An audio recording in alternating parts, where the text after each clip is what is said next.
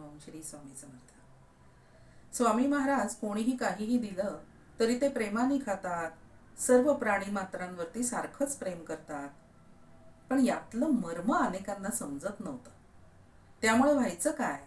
स्वामी सेवेमध्ये असणाऱ्यांचा तिरस्कार केला जायचा. खेडमनूर गावचे पाटील जे होते ना, तेही स्वामी भक्त होते.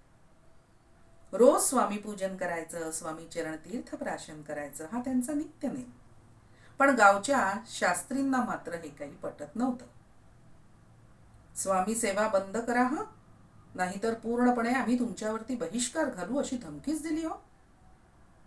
आणि म्हणाले की आम्ही परीक्षा घेणार आता स्वामींची. भगवद्गीतेतला कठीणात कठीण श्लोकार्ध आम्ही आमच्या मनामध्ये म्हणणार. उरलेला श्लोकार्ध स्वामींनी म्हणून जर दाखवला तरच आम्ही त्यांना ईश्वरी अवतार मानू. आणि आले की हो स्वामींकडे परीक्षा घ्यायला. त्यांनी श्लोकार्ध म्हटला आणि अहो लगेचच स्वामींनी शास्त्रींनी मनामध्ये उच्चारलेल्या श्लोकाचा अर्धा भाग उच्चारण केला.